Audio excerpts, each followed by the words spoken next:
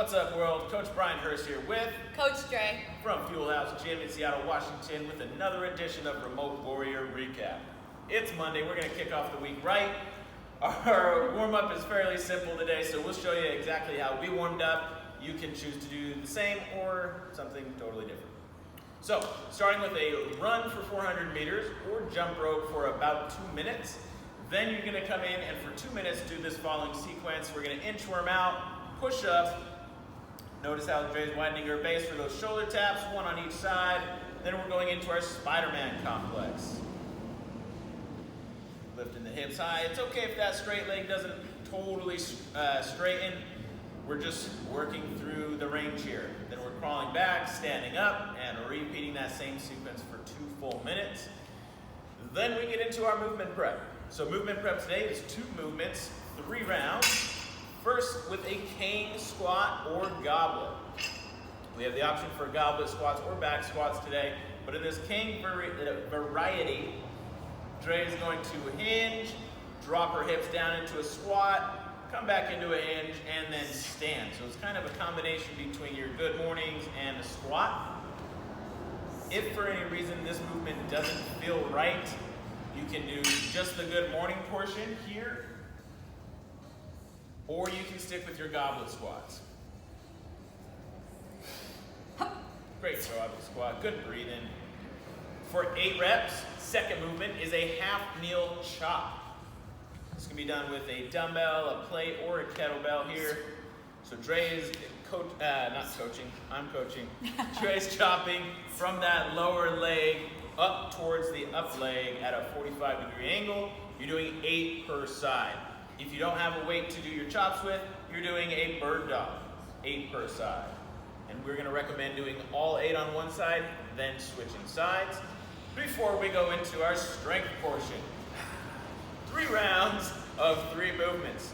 Today, again, we're going back squat or goblet squat. So if you have a barbell for back squats, if you don't have a rig, just make sure that it's a weight you can clean, press, and get onto your back safely. For 5 to 8 reps, again, goblet squats will allow you to go a little heavier today. 5 to 8. Then our second movement is a lat pullover. We're going 10 to 12 reps here. So feet can be flat on the floor, or you can have your knees bent, feet elevated. And we're driving through those elbows. Keeping that slight bend of the arm is totally fine, but what we want to avoid is constant extension and flexion of the elbows. So keep those arms fairly stiff and make sure that we're not arching our low back. So if it doesn't touch the floor, that's okay, as long as ribs stay tucked and we're keeping that core engaged. Third and final movement is 10 to 12 upright rows. So whether you're doing a barbell here or a kettlebell, nice fairly narrow grip, strong base, so we're pulling that bar or bell up to our clavicle. Elbows are out wide, and notice how we stay standing that whole time. So that means strong base. Quads are flexed, glutes are on, we're gripping the floor. Boom, quality reps matter. Again, for 10 to 12 there. If we don't have any weights for these movements, a couple body weight options is either a body weight squat or a glute bridge.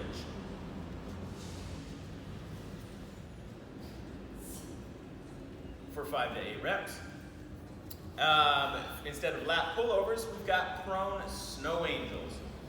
So we're coming down face first into the floor. Arms are out overhead. We're gonna sweep and then finish with palms to the sky. So we're getting some full rotation here. Then, instead of your upright rows, we've got body weight bent over flies. Pinch those shoulder blades together. Nice long neutral spine. Again, for 10 to 12 reps, if you maybe even have a light band to do those with, hell yeah. Then our conditioning, we're gonna aim for 4 sets, depending on how much time you have. Typically, we've spent around 18 minutes today to get through 4 rounds of 14 mountain climbers per side. Boom. Then we're going into a single arm bent over row for 12 per side. Nice job. Then we're going into a back or goblet split squat. Goblet. Nice split stance. Stray's going to be keeping the weight in her front leg this time, flexing those quads at the top.